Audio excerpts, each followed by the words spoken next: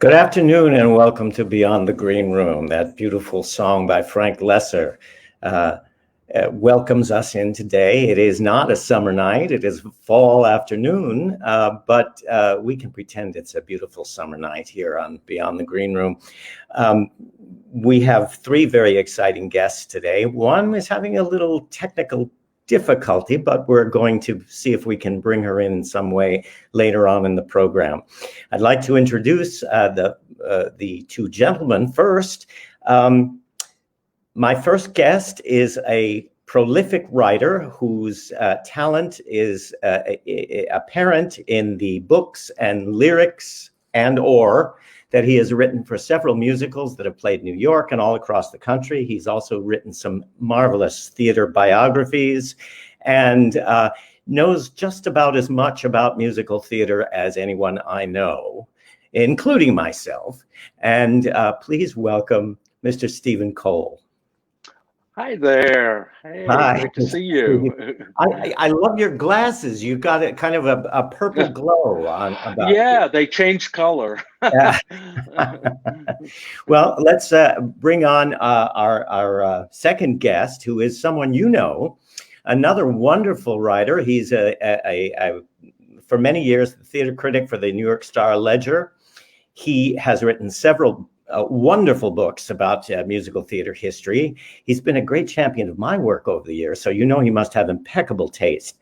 I can also tell you that he has been a wonderful host of the Drama Desk Awards many, many times. And he knows about as much about musical theater history as the two of us. And his name is Mr. Peter Filichia. Good day. Hello. So I wanted to tell you before that the reason we started with that beautiful song written by Frank Lesser is because our third guest today was the daughter of two staples of the musical theater for decades, Keith Kaldenberg and Helen Blount. And she is someone who represents a profession that we've never had represented here on Beyond the Green Room, and that is a dresser. She's dressed more Broadway fannies than you can possibly imagine. I have a long list of them, and I'm hoping that she can join us at one point and tell us about that. But she also grew up backstage. Keith Kaldenberg was the man who was singing that song from The Most Happy Fella. Her parents met doing The Most Happy Fella. And so I was hoping that we would have her on to share some of her backstage stories, but we may very soon. We were having a few technical difficulties, but let's get on with our discussion.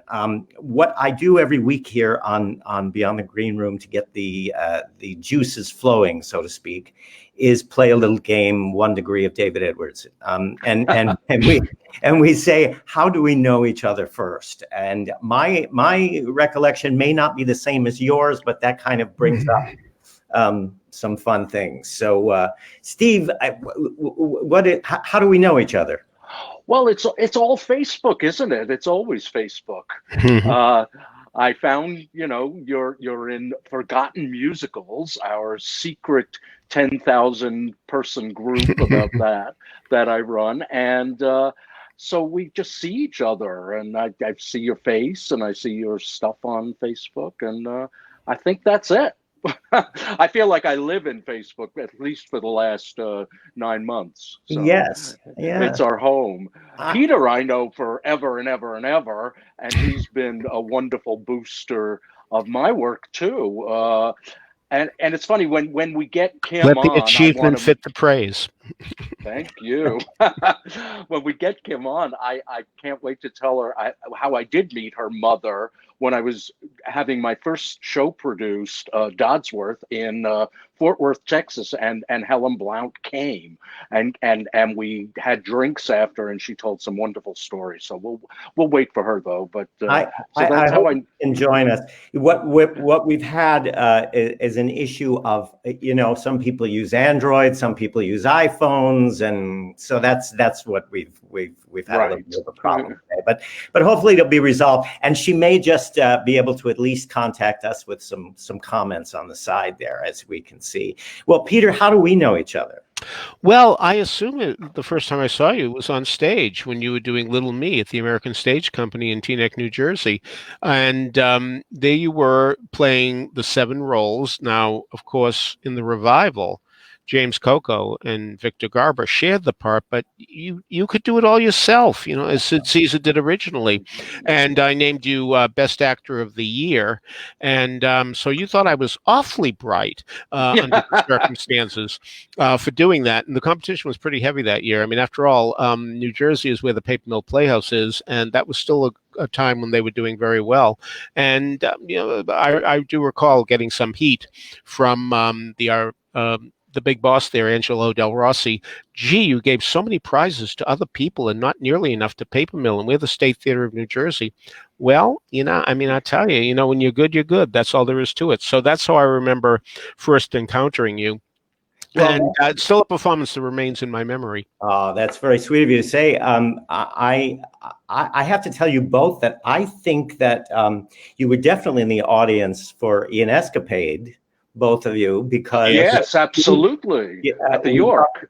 We recorded the cast album of that about 3 years ago. It's still sitting on the shelf for some reason. Maybe you can get to John Yap and Steve and tell him. Put it out, John Yap. Absolutely. I think he's busy right now with Anyone Can Whistle. I know that. Which is only 23 years old. We waited a lot. But I think it's actually a problem with the UNESCO estate or something. Oh, really? Oh. Yeah, I think it's because we recorded certain parts of his plays without. Good Lord, that's so stupid. I mean, really, get it out there. It's not like UNESCO really gets produced all the time. So maybe if somebody heard the album, they'd say, wow, this is terrific. Let me look up the original thing. Just as there was this recent article in the Times about The Baker's Wife and how Trevor Nunn was doing auditions for various shows that he was directing. And he heard so many people come in with songs he didn't know and said, what's that from? The Baker's Wife. Well, he wound up doing The Baker's Wife. So maybe people hear Ian Escapade, maybe a little more Ionesco. What's wrong with that? Well, we tried because the producers knew that in order to get it done regionally and elsewhere, they needed some sort of a souvenir of the show.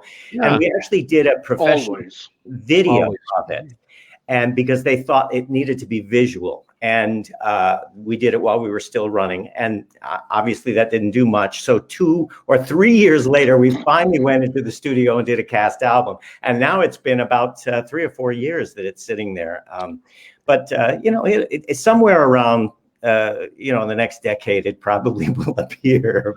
Well, I really believe that Steve Cole's collaborator, Clay Britchison, was on the ground floor of this type of thinking because he was determined to get The Grass Harp recorded, even though it only ran a week on Broadway, because it is a sensational score. Sensational. Oh, yes. I've loved it since Friday the 13th, January 1967, when I saw it at Trinity Square Repertory Theater in Providence, Rhode Island, with Elaine Stritch. Yes, Elaine Stritch came to Providence. Anyway, a great score. And he said, I was just not going to let this go unless we had an album. And he's the one who found the orchestra in Europe, Bratislava, to do it. People recorded here, there, and everywhere to get it done. But it got done. And as a result, Grass Harp got a few productions here and there, which would not have happened had people had not heard that score. Absolutely. And it's remembered. And that's very, very important. And I've been very, very careful with almost all my shows to get recordings. It's very important to get it out there. And cast albums are how we get it out there. More than videos, more than YouTube. It really is people actually playing something in their car. And so I've been just going to mention the car. Exactly. Yeah. Cars are really important in things like that because you can't watch videos while you're driving, or at least you shouldn't. Well, you can't get 3 more ardent fans of the cast album than the 3 of us. I see. See, Kim is watching. So you know what? We'll get her in somehow today. I'm sure. Yes. We already listened to her father singing the That's doctor song from Most Happy Fella. But yeah, the Grass Harp, it's a revered score, if you could say, but certainly by people who collect cast albums. I think you guys know that I started as a child actor, and I actually auditioned for that. I believe. Oh, Yeah, in yeah, there were kids. Yeah, in the Baby Love number, there were kids, right? Juicy fruit. I wonder whether it was Clay Richardson's apartment, because it was down in Chelsea on the first floor. We went in the evening. It was the most bizarre audition. No, that would have been his collaborator. Yeah, Kenwood's apartment. That was Kenwood Elmsley. Clay lived on 71st, I think it was. Is that right? Correct. Yeah, okay. And it's because of me growing up with the Grass Harp that I literally, when I was looking for a new collaborator on a musical, I picked up the phone book and found Clay Richardson and called him and dragged him out of retirement. And we wrote 2 shows together, Grow Singers and The Night of the Hunter. And but that wasn't the musical I wanted him to write with me. I wanted him to write Time After Time with me. How interesting. And I brought him a couple of lyrics, and we sat and we talked, and he said right off the bat, he said, I'm the wrong person for this show because you will need some contemporary music and he said, I'm not for that. And then he went away and he wrote a huge number, a lyric I left him, and it was so gorgeous and so wonderful. So I kind of got down on my knees and said, can't we do something else? And we started talking, and Night of the Hunter came up. And amazing. So it's actually, if you don't have telephone books anymore, that's how I found Clay. That's a good and point. When we were trying to get the rights to The Night of the Hunter, and Davis Grubb was long dead, we found his brother, also in the telephone book on the Upper West Side, Luke Look at that. And we got the rights. So I have to say that, it's our telephone book time. But if it wasn't for Grass Harp, I wouldn't have thought he was the most wonderful, glorious thing that he was, and not very lucky guy to work with him. Wonderful and glorious is so funny, because when we get interested in cast albums, we get the familiar titles that we've heard of, and they're all wonderful and glorious. And it takes a while before you get to the ones where you say, oh, they're not all wonderful. They're not all glorious. Yes. I remember my first one was Whoop Up, which I bought in Lexington, Massachusetts for $1.29, and came home, and I was astonished that there were things in it that really surprised me, appalled me, really. But anyway, Whoop Up was the first one that made me say, not quite. What about you guys? Did you? Well, I have to tell you that Whoop Up, there is one cut on that I adore, and that is When the Tall Man Talks. When the Tall Man Talks, wonderful song. Yeah. Do you know the Dick Hyman recording of that? He plays the piano. It's on the CD. They put a few bonus tracks on the CD, and it's really very fetching. I think I've listened to that more than even, pardon me, Susan Johnson. I have a good Susan Johnson story. Well, not so good, but I mean, could I tell it? Would you Absolutely. Mind? All right. So anyway, I was doing liner notes for an album by Susan Johnson. There we are talking about the Most Happy Fella and Donnybrook, and going through it all. And finally, I said, "Tell me about Carnival in Flanders." Now, this was a show that lasted only a week, and yet it did produce a standard. But that's part of my story. So anyway, she said, "Oh, Carnival in Flanders. Oh my God." Well, we opened on a Tuesday, and the reviews came out on Wednesday, and we got to see each other very quickly, because Wednesday we have matinees, and everybody was in a foul mood. And I remember Dolores Gray just refused to go on, just refused, because there was a big song called Here's That Rainy Day, which but there was a big section before it and a big section after it, and she just liked the song. She didn't like what came before, she didn't like what came afterwards, and she was refusing to go on. So I was her understudy. So they said to me, you're going to have to go on. So I got dressed, and I was in the wings, and she saw me, and she said, absolutely not, and she went on, so I didn't get to do the part. Okay, about 3 years later, I was interviewing John Raitt, the leading man of Carnival in Flanders. I said, "Tell me about Carnival in Flanders." He said, "Oh, Carnival in Flanders. Oh my God." Well, we opened on a Tuesday, and the reviews were terrible. And we all got to the theater on Wednesday, and it was so everybody's morale was so down because the reviews were so bad. And Dolores Gray was really upset, and she refused to go on. You see, because she had this song, "Here's That Rainy Day," and had this marvelous section before, this marvelous section afterwards, and and she liked the song, but she didn't like what came before, and she didn't like what came afterwards. And so she refused to go on. So we said to Susan Johnson, "You're going to have to go on." And Susan Johnson said, "I don't know the part." So, and Dolores Gray went on. Now, who knows? Who knows? Rashabon, But anyway, those were the stories I heard. Well, and is it true? Is it true, Peter, that Dolores Gray did miss one performance in that week? Because I had always heard she won the Tony, of course, for Best Actress. She won the Tony. Isn't that something? And I had always heard that she won the Tony and she still missed a performance that week. But maybe that's the story. Yeah, changed and morphed over the years. I remember when I heard that Anita Gillette auditioned 3 times for Mr. President. Now, the problem was that Irving Berlin had his office above the Winter Garden Theater, and All American was playing there in '62. And he came down every now and then. He used to see Anita Gillette, and he said, "Gee, she'd be good for my next show." So as a result, when they placed the ad in Backstage, I'm sorry, I think it was show business at that time. Anyway, it said, "We're looking for an Anita Gillette role type." So she thought, whoa, great.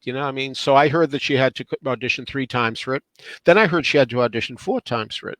Then I heard she had to audition 5 times for it. And I finally said to Anita Gillette, "Well," she said, "twice." So, stories, they aggrandize themselves as time goes on, so exactly. who knows what happened. Exactly. Well, but Carnival in Flanders, though, is fascinating, and I'm sure you've heard the backers audition of that. Oh, there's a tape out there, and that is Susan Johnson doing brilliantly on there.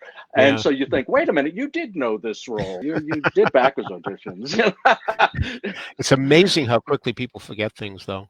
It really is. Helen Gallagher swears that when the show is over, when they close, 2 days later, she has no idea what she was doing 2 days earlier. So it's true. So many of them do. Yeah. She said that in her club act. I remember seeing her brothers and sisters. And she said, people wanted me to sing all my songs from my shows, and I don't remember any of them. Yep, so she just sang pop hits. It's so hard for us to believe that, but I guess it's true. Well, you've done as many as she has too. I know for myself that if someone asked me to tell you who was in the ensemble of a show I did 30 years ago, I can remember that easier than who was my leading lady last week. I think we tend to get rid of what we don't use anymore right now because our brains are so full of it. But well, also too the fact that when I know that when I saw Camelot at the Paper Mill Playhouse in 1993, suddenly I flashed back and I said, "Wait a minute, that's not where Robert Goulet was standing in 1962 when I saw Camelot." And I mean, that's when it hit me that the shows that I saw when I was a kid have so much more in my retention of memory because they were events back then. Yes. I was counting the days like till Christmas every time I'd go. I mean, the first year I went to the theater, when I started going, I went 8 times in 1 year. So as a result, it was so important to me. And that's why I have vivid memories of those shows and not nearly the memories of shows that I saw in the last 2, 3, 4, 5 years. Well, the first thing I ever saw, I was a toddler, and my grandmother took me to see Mary Martin in The Sound of Music, and Stephen Cole is probably the only person on this planet who has had such a direct relationship with the 2 great divas of that's right, yeah, Ethel Merman and Mary Martin, and wait a minute. Oh my God! This was a birthday gift. Can you say it? Yeah. That's wonderful. Yeah. Now I can actually say that I've had Ethel and Mary on the show. I'm absolutely. Ethel Schwartz and Mary Hutchins. Well, I have to say that Merman was a real friend for the last 2 years of her life. Mary was an acquaintance.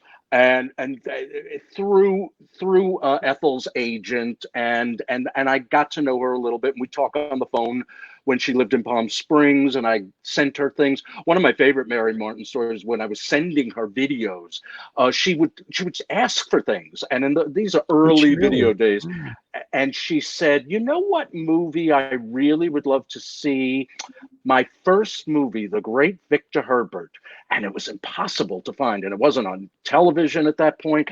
And I said, "Well, where am I going to find this?" And she said, "Well, what about Alan Jones? I'll give you his number." And she gave me Alan Jones's phone number in New Jersey. I called him up, and I said, "Mary Martin would love a tape of." I thought, "Oh, sure, anything from Mary." And she didn't call him; I called him, and I sent it off to Palm Springs. So Stephen, she was used to people doing for her. Now, Yes. Stephen, did you send her legends? Did she want that? Oh. No.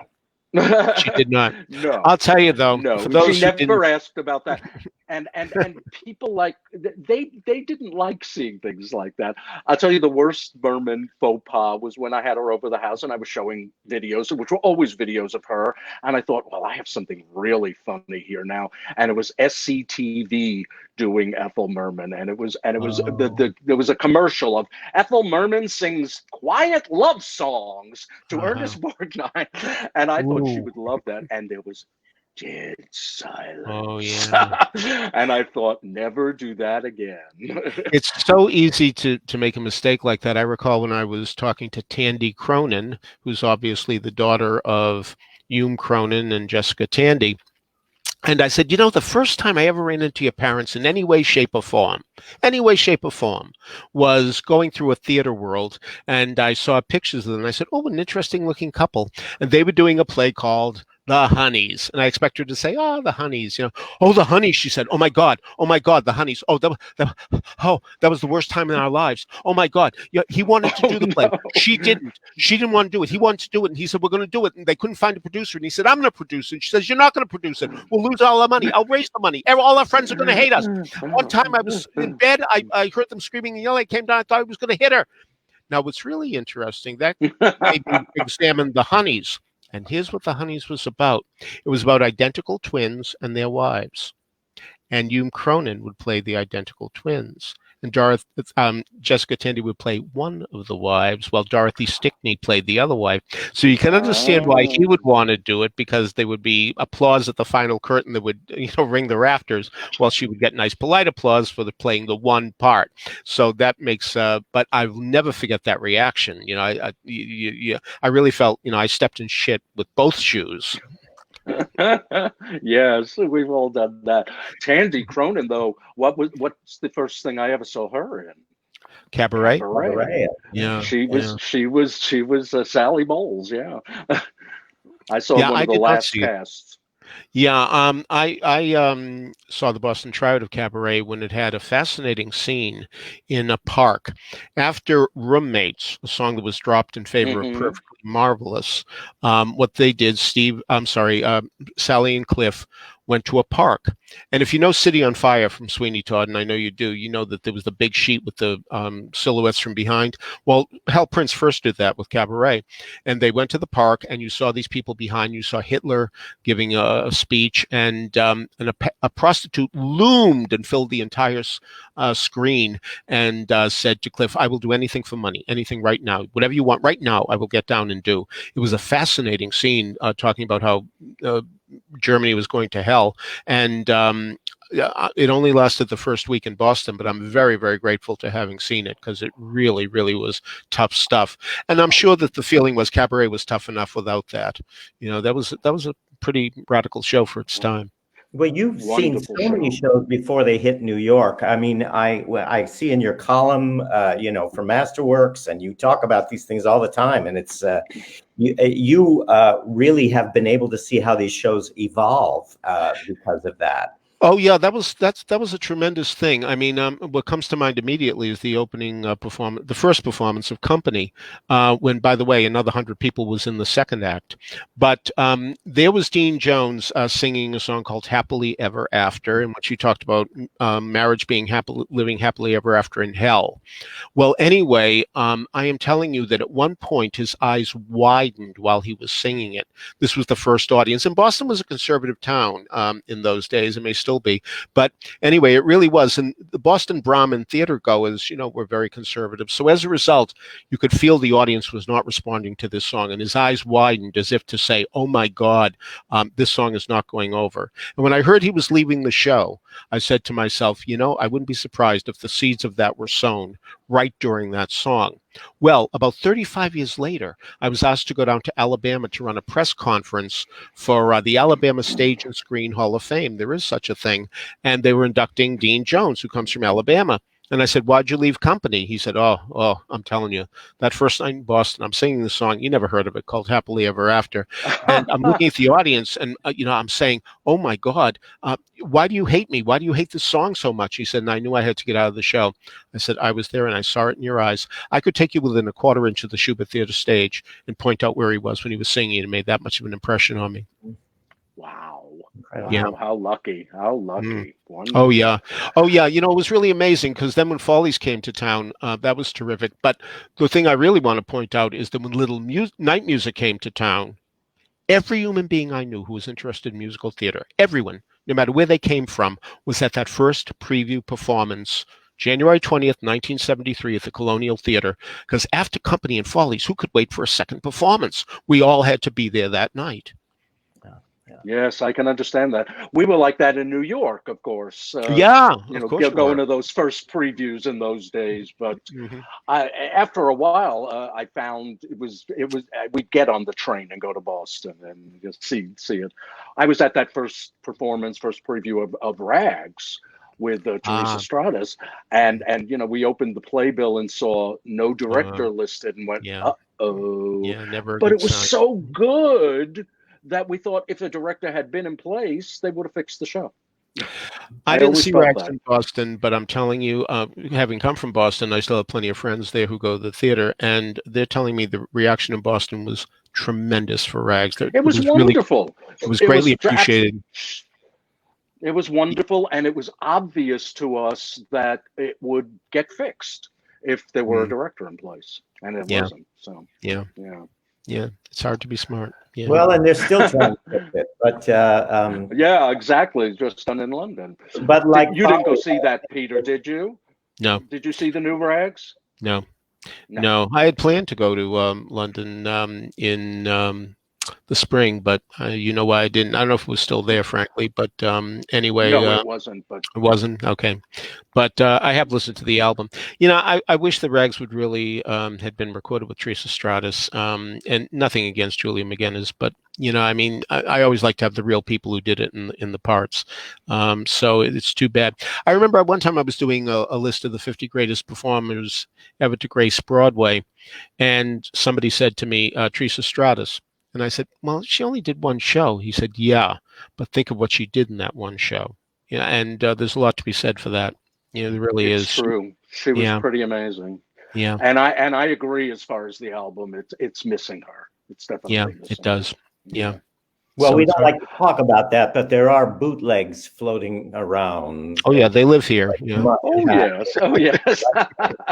In I your won't boots. point any fingers, but Let me say something about bootlegs, and that is the fact that so many people, will tell you, "Oh, it's so terrible. The composers and lyricists aren't getting their money." And yes, we'd love the composers and lyricists to get their money, but indeed, if these recordings were available, we would buy them. But they're not available, so this is the second best thing. Look, I feel if somebody goes to Phantom of the Opera and brings a tape recorder to save $22 on CDs, sure, cut off his hands. But when nothing is available, the bootlegs are fine, and I don't think anybody should rail against it. Now, I know not every composer and lyricist disagrees with that. A lot of them are just glad to see that people are listening no matter what. well, I'll Steve, raise my hand. you've had I'm most perfectly happy. you.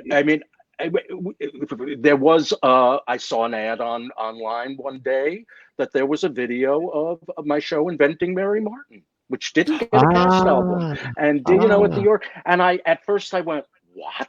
And then I went, I'll buy it. I bought it.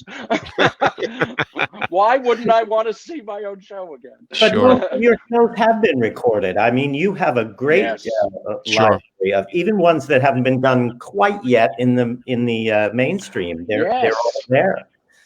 So, well, we're very careful about. I try to do that, and like Merman's Apprentice, which is the original cast recording of Birdland, you know, a concert version, but it sounds to me like one of the greatest. You know, I think it's the best cast album because it's got the cast I wanted. It's a Broadway cast. It's got a great band, and it was the calling card to get the show on in a full production in Sonoma, California last year. So. Absolutely, it's so important. Hi, Kim. Kim is on. Mother's got. No, I'm just seeing her note on Facebook.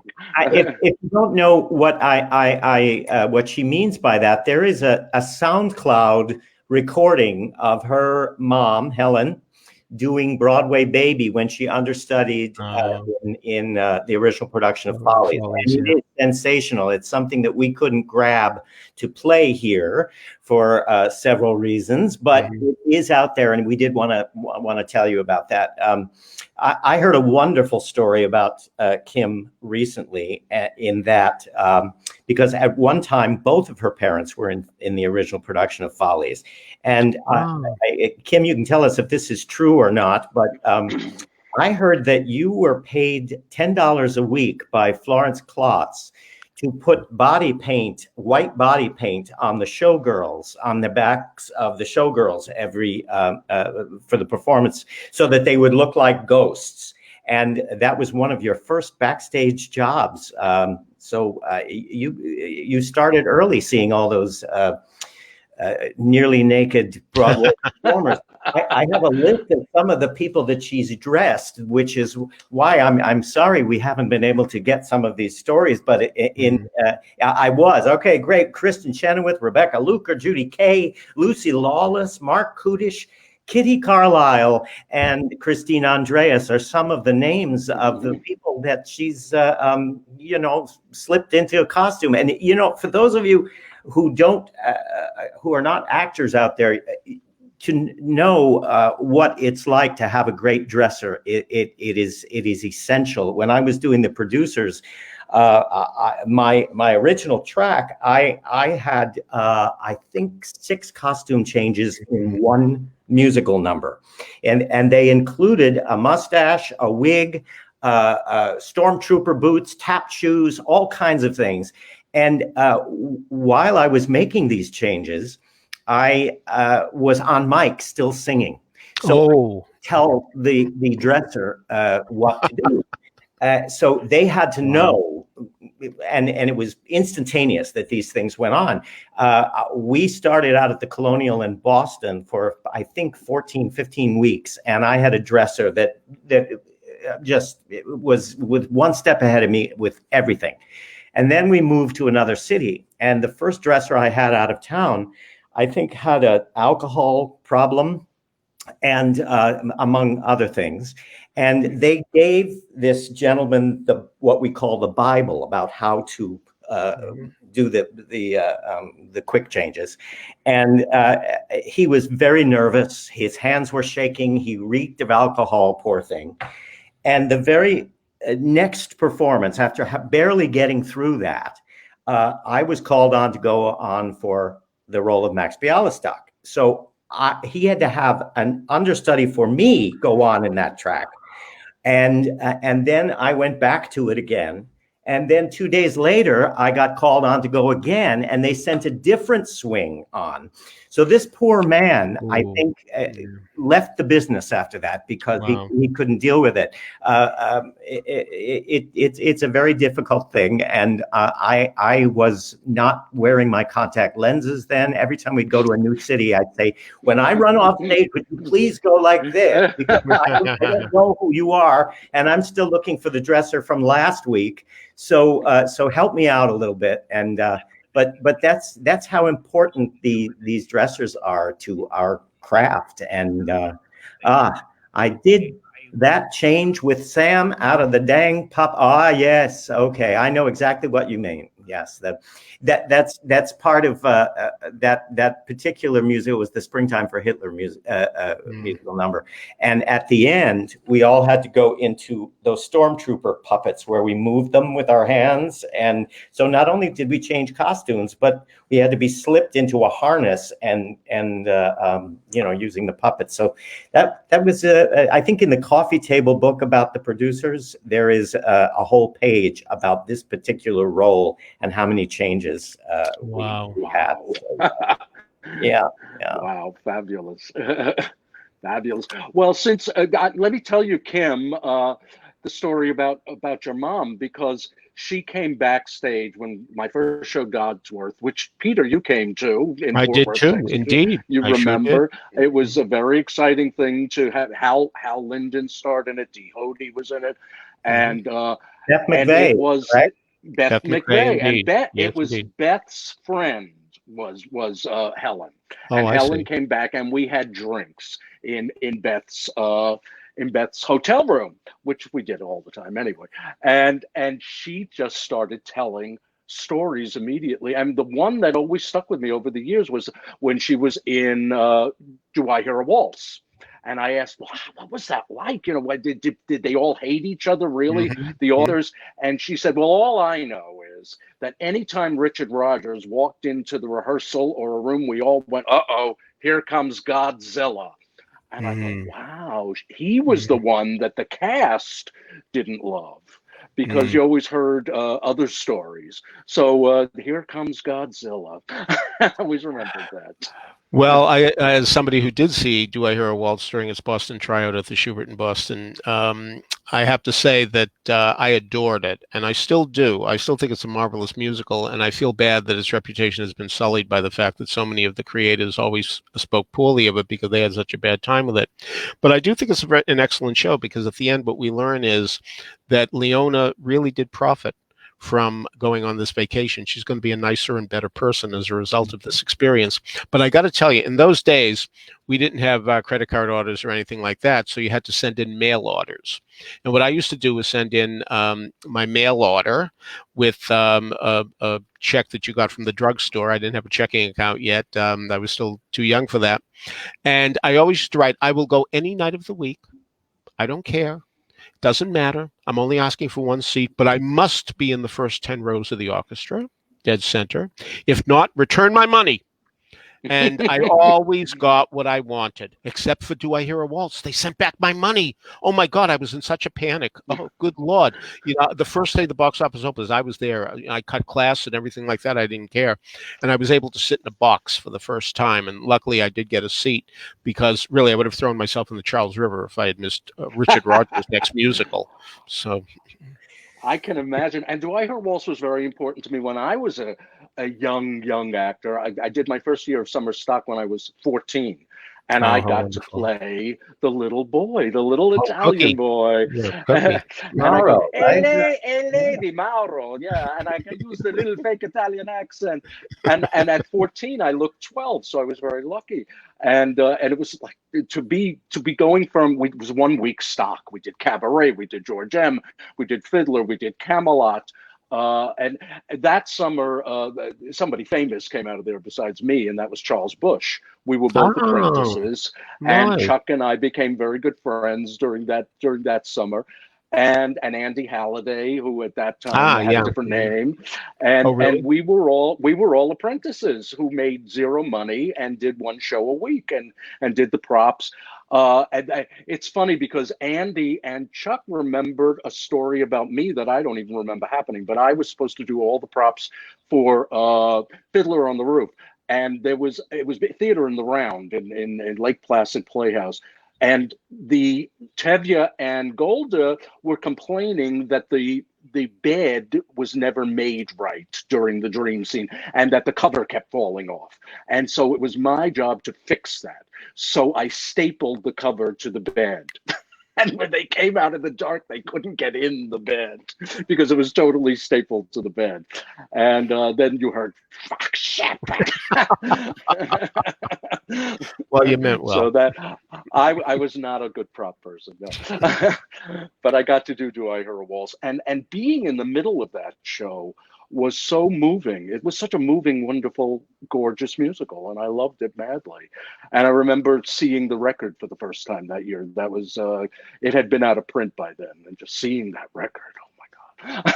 I know, there's nothing like finding one in the bargain bin with the Annie Oakley and Oh yes, you know. And my dad used to bring them home from because we lived in the suburbs in New Jersey, and I would ask him to go to Corvette's the very first day that a cast album was released, and I would give him my allowance so that you know, and I would be so disappointed if I looked out and I didn't see him with that brown bag under his arm from Corvettes, and he'd get mad and he'd say, I forgot, or I couldn't go on my lunch hour today. But once in a while, he would bring one home unsolicited that he found in a bargain bin for 33 cents or something like that. And, you know, they were things like Baker Street or I Had a Ball, or one of the ones that became a treasure was the Berlin to Broadway with Kurt Weill, the double. Oh, that is a nice album. Because that's still released on CD. And,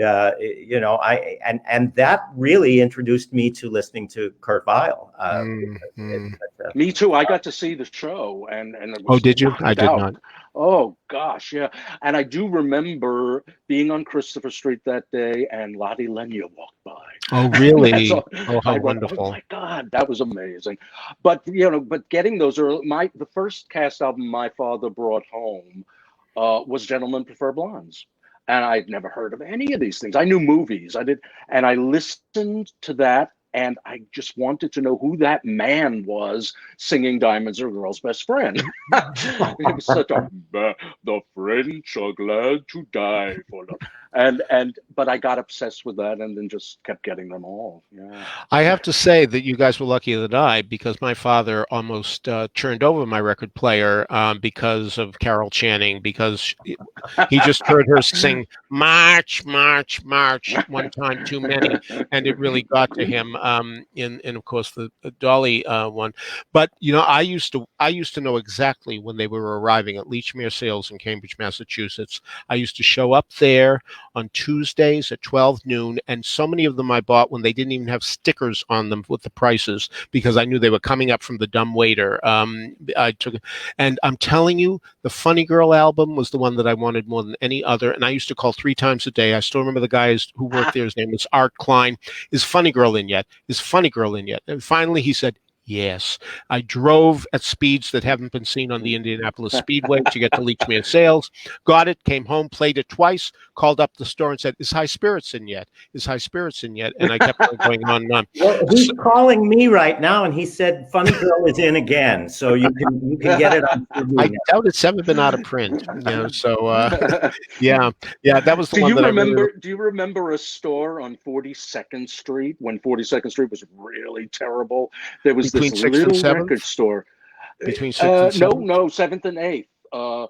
And it was a little tiny store. Right. And so, when I remember going to see Follies for like the 3rd time, and some guy, we were waiting for autographs after, he said, "There's this store." It was like, you're gonna go get drugs. And he said, and they have I Have a Ball, and they have High Spirits, and it was all those cutouts at that time that you could not get at all. And I went there, and I almost got mugged on 42nd Street. I remember running down the street, and it was like heaven.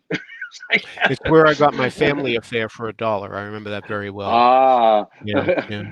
Well, it took me a long time to get that one. You know, these Holy Grail albums, who knew that we would have almost all of them on CD right now? I know. When I had to rebuy everything because I know, it's so true. I worked so hard to get Flahooley. Flahooley was but the original record of Flahooley looks so much better. Sure, so, no question about that. Flahooley doll, Stephen. Don't I do. Yes, that's right. I can show her. 1 second. That's right. Wait a minute. We'll roll over now. There may be those who don't know what we're talking about. But Flahooley was a 1951 musical with puppets. Go ahead. And it was about a doll. and the doll and the puppets in the show were all Bill Baird. And I went to the Bill Baird auction, and all I wanted was a Flahooley. I had no idea that I'd be able to. Oh, her hat fell off, and she needs a little more restoration. But she's from 1951. She was on stage with Barbara Cook. That's all I can say. There she is, and that there are too many other and her ladies. bloomers are glued on, and they still look as well as they did in 1951, which is not true of a lot of people's bloomers right now. Really? No, it's true. It's true. Coming up on the 70th anniversary. That's very interesting. Wow, she looks very good. That's all I can say. I regret not a second of buying that Flahooley because she's given me a lot of pleasure. Sure. But my God, compared to the other Bill Baird puppets that went at that auction, they did huge amounts of money. They're fantastic, and they had the original Clyde, who was also a character in the show, and it was pretty fascinating to be there. And that's a show I always loved. I would guess my holy grail were those Capitol records of the Ice. Yeah, the Capitals were the tough. No question. And Top Banana and those things. I wanted Tavarich so much. And I which one? Tavarich. I was waiting for that. Oh, yes. I saw Tavarich in a tryout in Boston at the Colonial, and I adored it. But what was really interesting at that point, the part that that Louise Troy played was actually played by Tanya Elg. And even though I was a teen, I think I was 16 going on 17, literally. And I tell you, even though I was that young, I knew something was wrong. And I really believe that before that Wednesday matinee, that Tanya Elg was told, we're not taking you to New York, because it was the first time I ever saw a performer walk through a performance. And I really believe that she had been told that day because of that. And it was really something to see that. Tavarich, I think, really has a very underrated score. I think that Ann Croswell was an excellent lyricist and very good with Ernest in Love as well. By the way, do you know what novel that was made into a musical has the word Flahooley in it? I mean, it's actually a word. I mean, I thought it was made up. But I mean, when I was out in Detroit for the tryout of Big, there's a marvelous, I hope it's still there, used bookstore called John King Books. Phenomenal place, an enormous, like an airplane hangar. And I got the novel, The Three Wishes of Jamie McPheeter, maybe? And that was made into the musical, Three Wishes for Jamie. And the word Flahooley is an adjective in that book. Wow. I wonder whether Yip Harburg got it. Crazy. Right. I mean, who knows? Well, he knew the Irish stuff from Indians, and that's so right. He might have been saving it up, and then he changed it to Jolly Anna. That's right. Yeah. Why? I don't know. Later. Yeah, I don't either. Yeah. Well, I guess I didn't want to be tarred by that brush. This way it seemed like a new show and not like a Broadway failure. So. That might have been the reason. Correct. I know I've told this before, but I had the privilege of working side by side with him when I was a little boy on what would have been his last Broadway musical, What a Day for a Miracle. The leading role was a 12-year-old boy, and I inherited the role from someone else who outgrew it. And I can tell you who it was. It was Scott Jacoby, who was in Golden Rainbow with Stephen Eady. So I did all the backers auditions with Yip.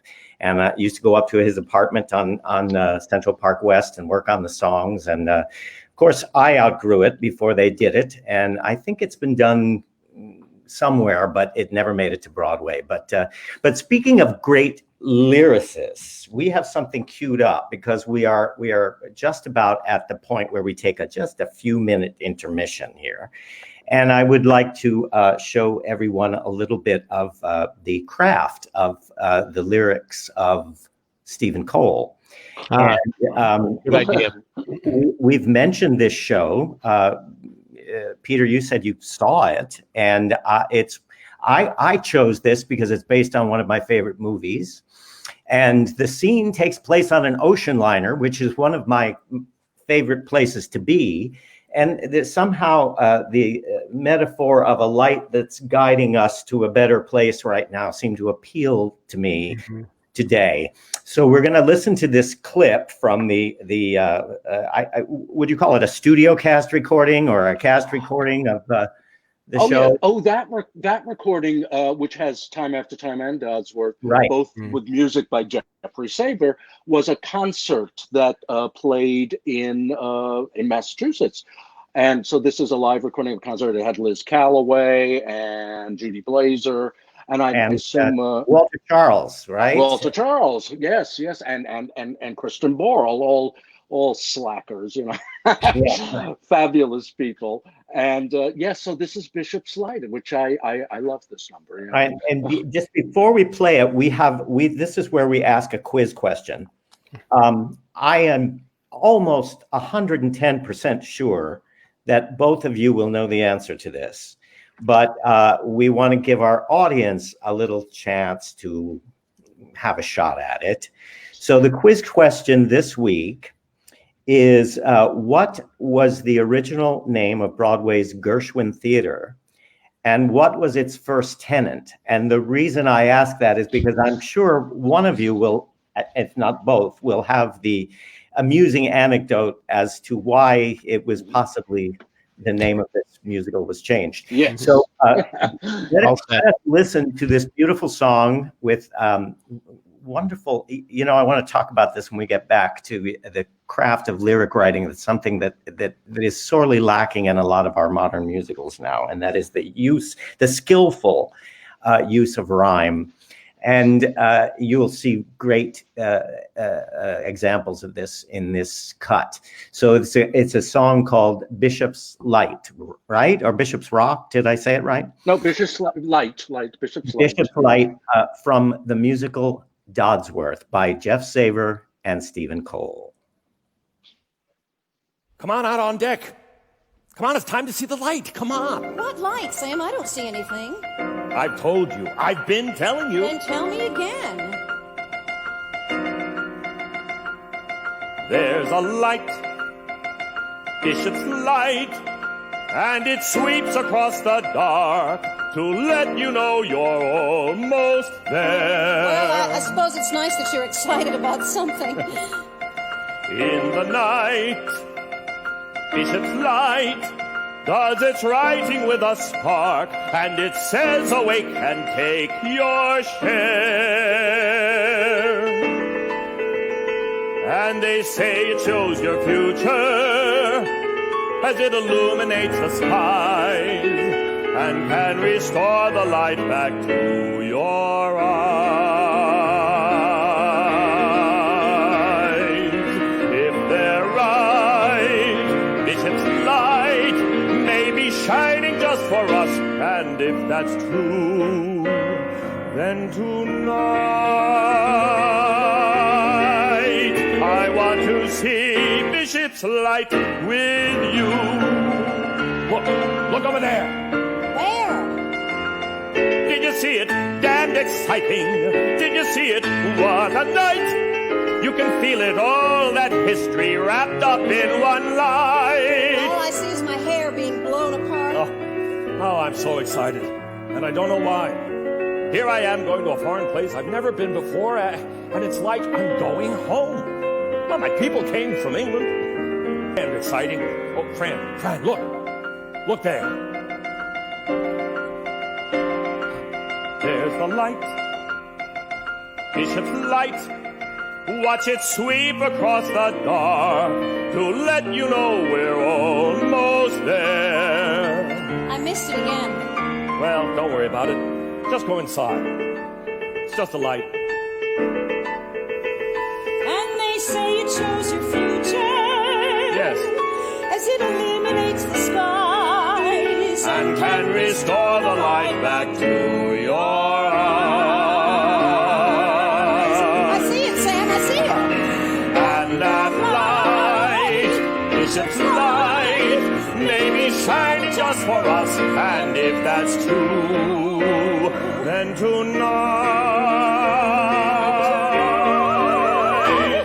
tonight we might as well forget all wishing on a star. For after what we've seen, a star is second rate by far. And thanks to Mr. Bishop, We both know what to wish upon tonight. The prophetic glow of visions light.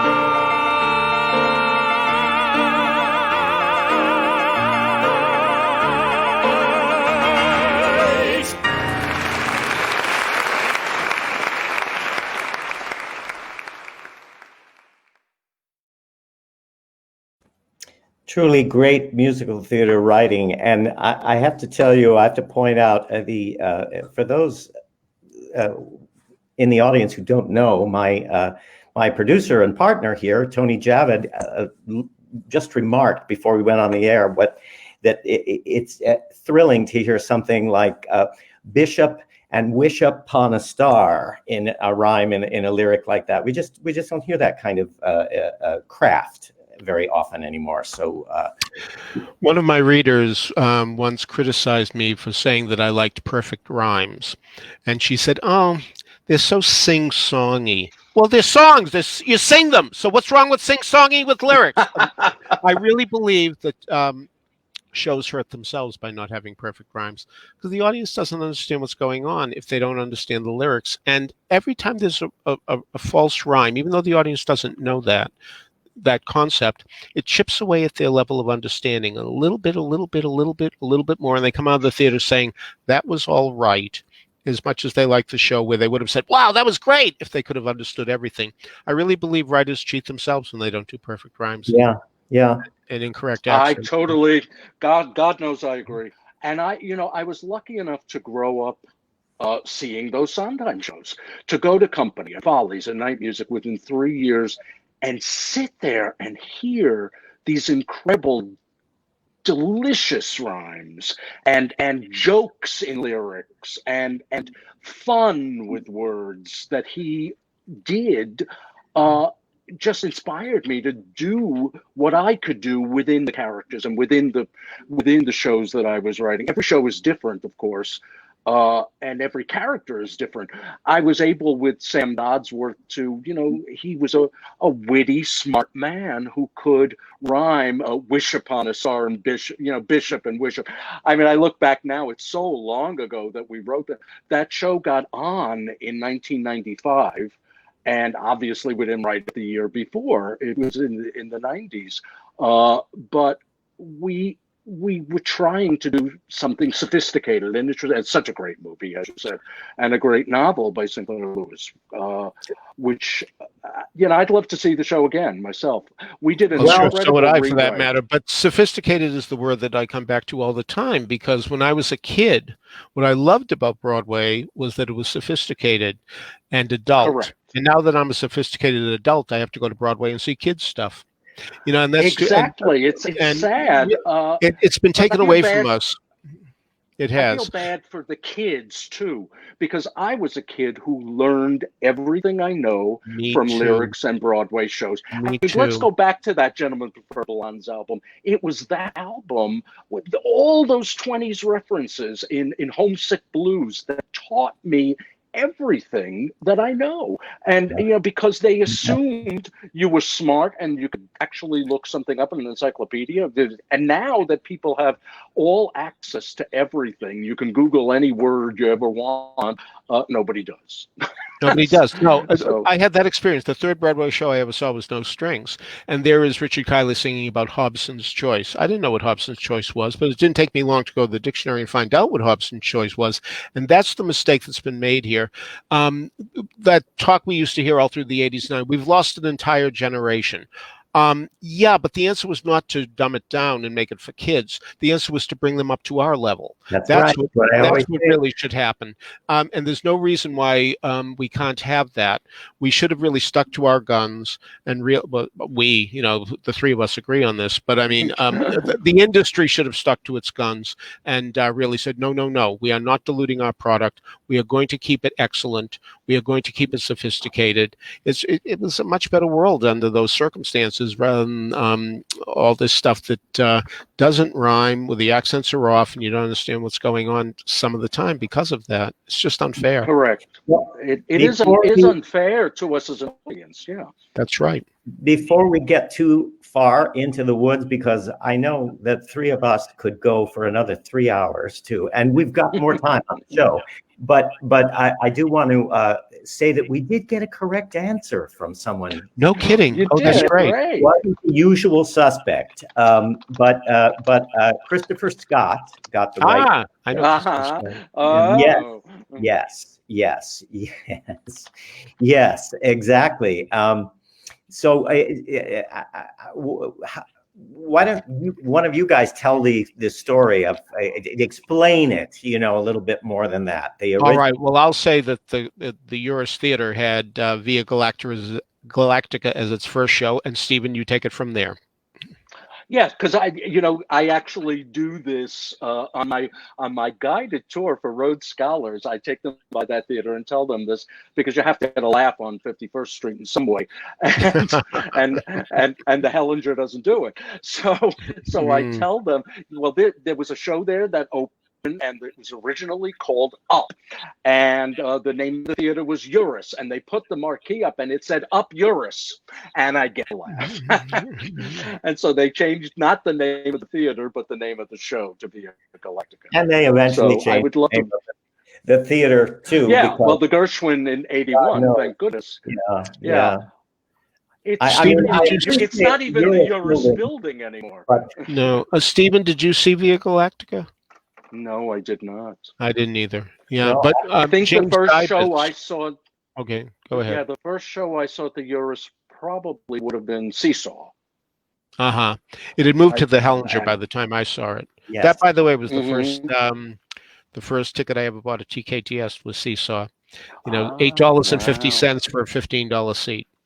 And that was really those first 2 years were really the only good times for TKTS. That's when you really were getting things at half price until producers realized, well, we're going to double the price and we're going to call half price, at the booth. We used to pay full price, and if we are a big hit, we'll get what we want, and if we don't, we'll go to the push cart and we'll sell them there.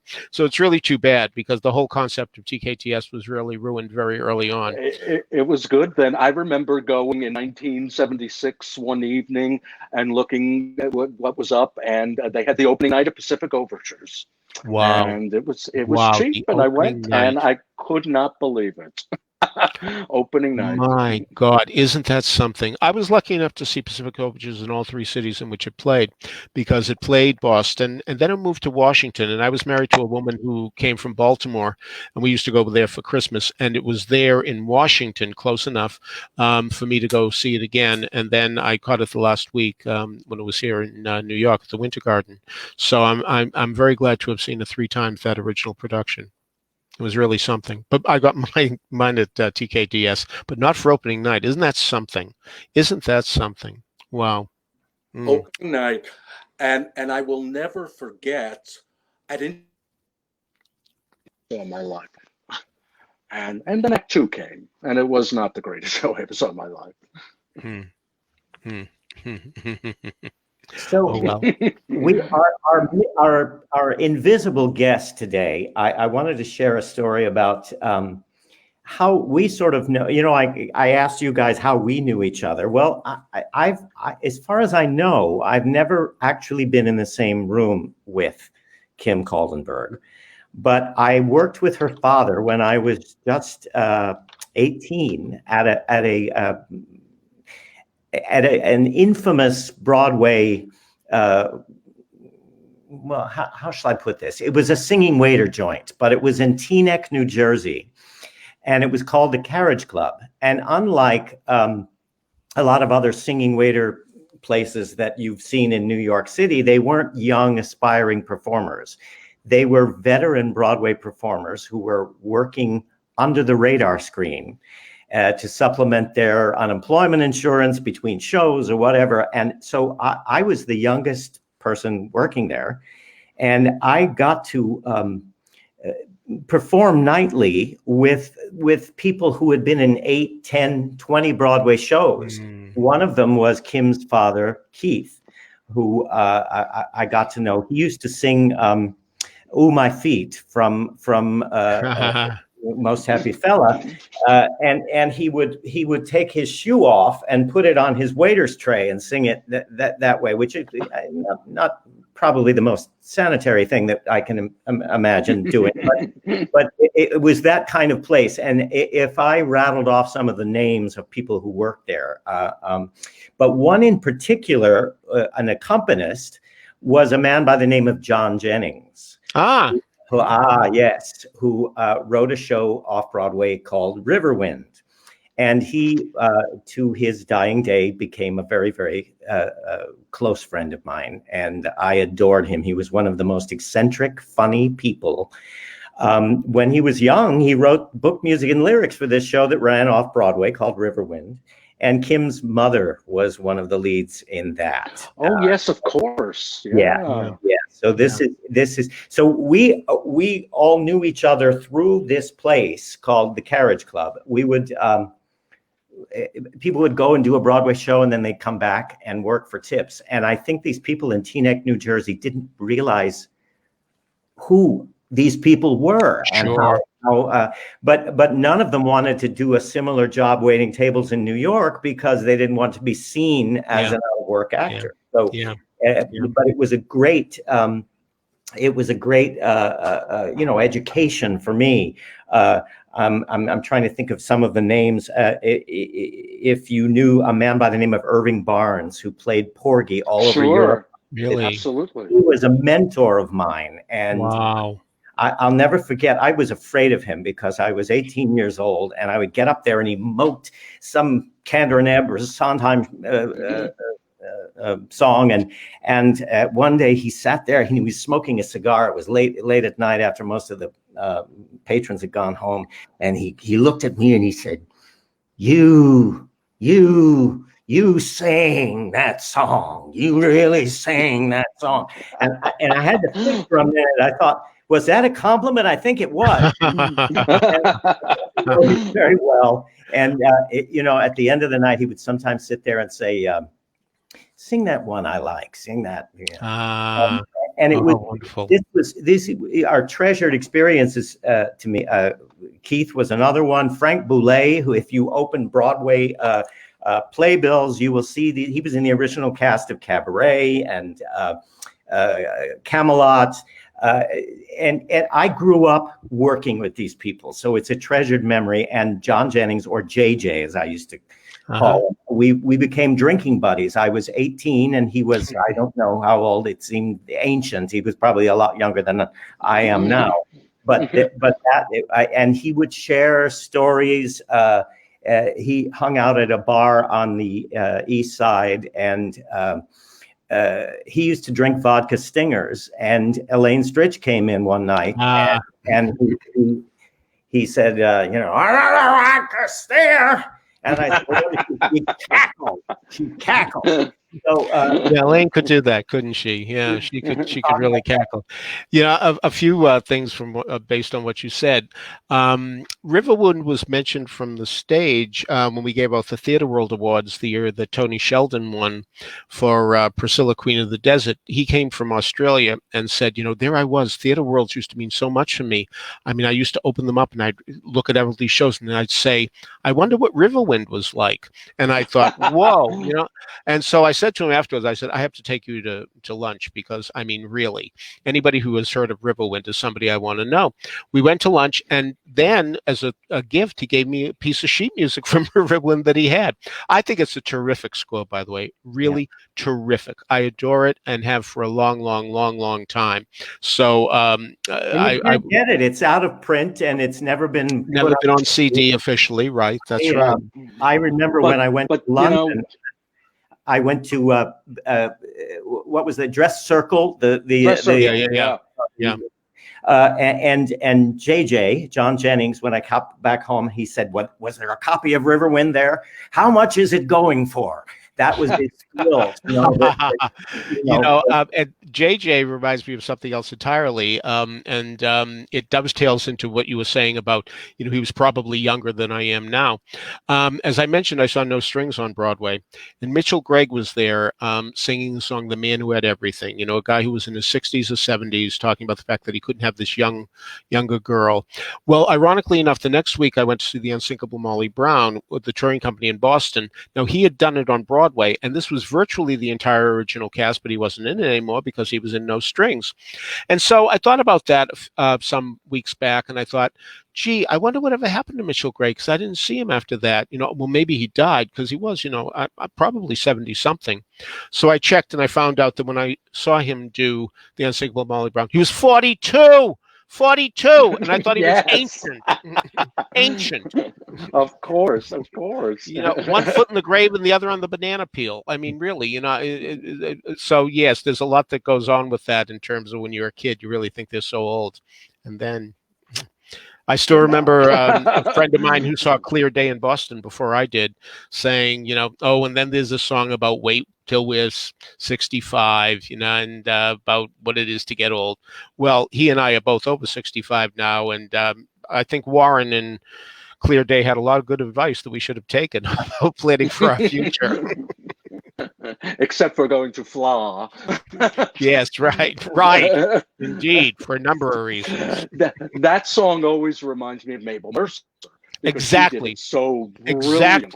Exactly. Yes, that's more what I really laughs out of more juice out of that lyric than anyone else. Because it was done slowly, so you could exactly. It was when she got savor to, Tampa Fla. Right. You just knew the laugh was there. But I used to listen to her when I was a kid, which was bizarre, in Canarsie in Brooklyn. And my mother would come in and try to also throw my record player down. She said, take that shrieking woman off. She just hated Mabel Mercer. Well, a lot of people feel that she was an acquired taste. It didn't take too long to acquire her. Me either. In my taste. No, it's true. And I think Ethan Morton hated her too. One of the reasons I think for me was the fact that one of the first cast albums I heard was My Fair Lady, and Rex Harrison, of course, was no singer.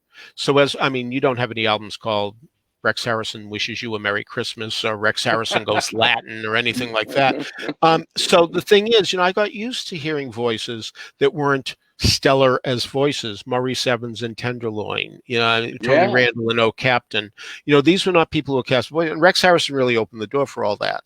And the fact that you didn't have to be a great singer anymore. So I got used to the fact that you weren't hearing great singers. What you were hearing was great characterization.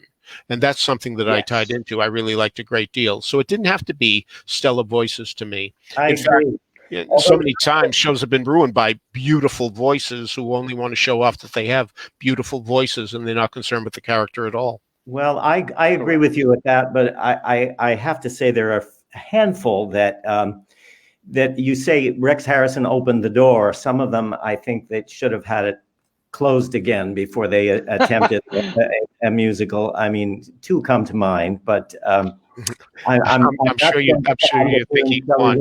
Sing, and I know we wish we could have heard more of Minnie's Boy's score if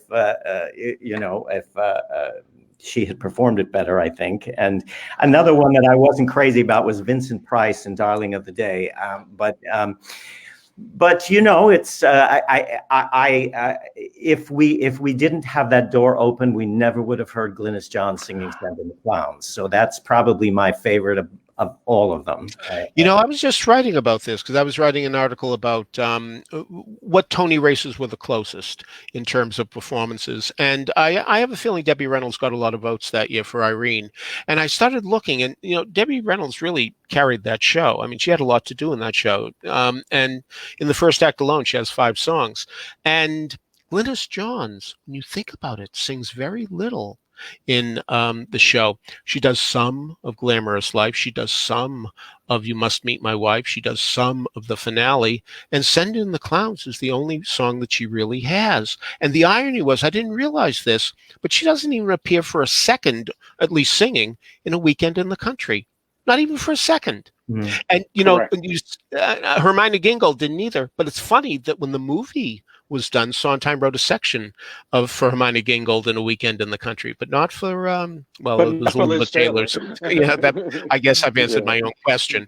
But anyway, Yes, you have. but I have to say that Vincent Price has never bothered me. But in 1988, I went to Phoenix, Arizona, and I saw a community theater production of Minnie's Boys, and I will never forget the woman named Carolyn Payne who played Minnie, because I am telling you, in the song "Rich Is," there's a song about rich is walking when you want to and not when you have to. And Shelley Winters blithely says, "You said it." Carolyn Payne said, "You said it." And I'm telling you, the way she said it made you really feel, you could see that there were so many times that she wanted to take the streetcar, but she needed that nickel for the boys, and she made the decision to walk. And it was so incredible that I burst into tears, and people around me were getting nervous. This is a musical comedy. What's he doing crying? I'm telling you, I was so moved by it. And so to this day, and we're really talking 32 years suddenly, Carolyn Payne's name is still on my mind. Well, That's great. That's what we all dream did. of as performers. I did see the original Minnie's Boys on stage. I was lucky. I remember you've mentioned this from time to time on Facebook. Yeah, I've seen you say that. Yeah, it was, and I loved it. Because I loved every show when I was a kid. I loved Lovely Of course, Ladies we and all Gentlemen. do. Yeah, of course, we all did. I We all was did. sorry not to see Ari. I wanted to see them all. But Minnie's Boys was a lot of fun. It was incredibly funny because I never knew anything about the Marx Brothers before Oh, then. really? Who saw their movies? Who ever saw a Oh. Marx Brothers movie? Not me. Ah, So I I see. thought it was all original, funny Oh, material. isn't that And something? and I was seeing a big star, and big stars meant a lot to me. Then to go to a show where there was a movie star, like, or to see Danny Kaye in 2x2, Sure, to sure. see Betty Grable in Hello Dolly. Sure. Those were the people that my parents talked about. Yeah, So no it was a question. It was really big exciting to deal. be in the same room with these people. The thing is, I mentioned an ex-wife. Well, I do believe that Ari and Lovely Ladies, Kind Gentlemen were 2 to 3% of my divorce, dragging her to those shows. Lovely Ladies in Philadelphia, when it was really in bad shape before David Burns was involved, and Ari in Washington on New Year's Eve when there was a tremendous snowstorm, and still I insisted that we go. Ironically enough, when I met Rita Gardner, I said, guess what first time I ever saw you in a show? And so she's guessing The Fantastics and The Family Affair and so on and so forth. And I said, no, it was Ari, because she was Constance Towers' standby. And on New Year's Eve, Constance Towers had a gig in New York with Guy Lombardo. So as a result, Rita Gardner went on. So my tape of the first act, my wife said, "We are leaving." And I always think of that when I see Into the Woods, when the Joanna Gleason character says, "We are moving." I think of my wife saying, "We are leaving" at the end of the first act of Ari. I only have the first act, but it's Rita Gardner singing. So it's kind of funny. So do you either of you know that story that it may or may not be true about Ann Miller and Ari? Sure. It's, you want to believe it's true, but it sounds so apocryphal about the fact that when she heard there was a musical called Ari, she wanted to play Jacqueline Kennedy because she assumed it was about Aristotle Onassis and not the musical version of Exodus. Because we had the same hair, I think is what she said. We have the same hair. So yeah, but of course it's too good a story. Yeah, I interviewed Ann Miller when she was doing Follies at Paper Mill, and I'm sorry I didn't ask her that, but she was so nice and so forthcoming that you didn't want to, yeah, you know what I mean. I just didn't want to besmirch the interview in any way, shape, or form. You never know, as I say from Tandy Cronin, you never know the wrong thing to say until you say it, and then you know it's wrong. But it's really too bad that I didn't have the nerve to ask that.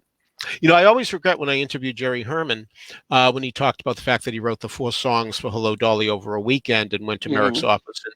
And, I wish I had the nerve to say, and now, Put On Your Sunday Clothes was originally a song you had written earlier called The Spirit of the Chase. The spirit of the chase is what it's all about. Charles Nelson Riley told me that, and I didn't have the nerve to say it, and I'll always regret it because I wonder what he would have said to that. I imagine he would have said, "How do you know that?"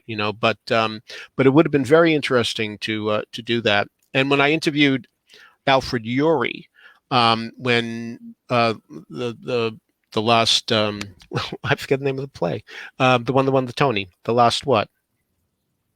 You don't remember either. Okay, it was at the Helen Hayes, big hit. You mean Last Night at Oh, the Ballyhoo? last Thank you. night of Thank Ballyhoo. you. Yes. Thank you.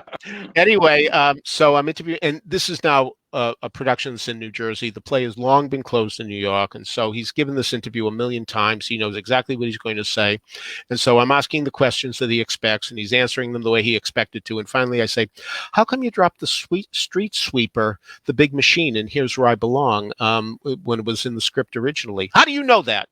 So because I had read the script way back when. So, but that I did ask, but he didn't give me a satisfactory answer. He just was upset that I even knew about it. Yeah, I've been in positions like that. I'll bet. We're confronting Joe Lesser about something, and Joe was sort of a member of my family, and I asked her about something that perhaps Frank had ghostwritten for the Pajama Game. I think. Oh, and where did you hear that? Because that was an era when if people did ghostwrite for a Broadway show, they didn't talk about it. It was a matter of professional ethics. So you if you helped someone else out, you expected that if someone else helped you out, you would still get credit. And but those days are gone. We know what happened with Grand Hotel and shows like that, where there was a lot of infighting, unfortunately. But luckily, it all. Well, I really hate when I go to a musical and I see the list of the musical numbers and there are asterisks and arrows, the little daggers next to each song to say this one was written by this one, this was written by that one. It makes the show look weak. I always say, I a show think so, written too. by committee. That's not. That's why I feel with a show like Lion King, it's a wonderful show, but is it a great work of written musical theater? I don't think so. No, but, I don't either. No. But it's running a lot longer than its competition that year, and which was a better musical. Yeah. Yeah. So it is true, but in terms of any of those things with ghostwriting, I have to say that John Raitt, out of the blue, brought up the fact that he said that Frank Lesser did write "A New Town Is a Blue Town" and "There Once Was a Man." So he said, "Dick Adler will kill me for saying this, but," and he said, "Well, I mean, it sounds an awful lot like My Time of Day." Exactly. Exactly. So it's not a hard stretch, but and similarly speaking, but all the guests of Mr. Hackle are feeling great and look spectacular. It does sound like Bob Merrill too. That's the type of thing he loved doing. Sorry, Stephen, I interrupted you. What were you going to say, Stephen? I was going to ask, but do you believe that My White Knight is totally Meredith Willson? Because I do. I have no idea. Because if that's another Frank Lesser. There's that long version that Barbara Cook would do. That's pure Meredith Willson. I believe. By the way, I think people like to say it. By the way, I've been to Meredith Willson's home in Mason City, Iowa, and it's really fascinating that directly across the street, I mean, like seriously, 100 steps away from where he grew up, is the library. And I really believe that might have been influential in his making Marion a librarian. So, but right across the street, directly. I mean, it's not a wide street. It's as you'd expect. It's smaller than an avenue in New York, probably about a street size in New York, not an avenue size. And there it is. They have a cute little museum there with a million things involving the Music Man, including T-shirts that say, "You got trouble right here in River City," and a good deal about Molly Brown. One display case on Here's Love, and nothing at all about 1491. Not a word. Not a word. Well, we are actually that wasn't his favorite. We're getting near the end of our time. I could go on with either or both of you for another 3 hours. I'm sure. I feel the same way. And I hope that we get a chance to do it again, because you've got a lot more to share. And I'm sorry we didn't have time to involve Kim personally, but I know she's watching, and she did send us a few messages, and we do have one more surprise before the end of the broadcast. I do want to just let our viewers know who is coming on next week. We have a theater couple, David Sittler and Carolyn Popp, who will be broadcasting together, sharing one screen, I think, and a Broadway stage manager and wonderful director by the name of Andrew Glant Linden that we've all four of us have worked with. So that's who's coming next week. Our little playoff today is from Riverwind, and featuring Helen, Kim's mom. And for those of you who have never heard the score to Riverwind, it'll be a treat. And I would like to thank Stephen Cole and Peter Filichia for joining me today. And I hope we'll have them on again soon, because we got a lot more to talk about. So be well.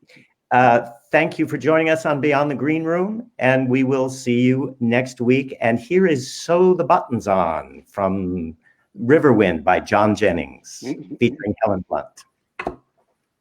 Thank you. Sometimes I wonder what people are living for, and then I get ashamed of the hours I waste in wandering.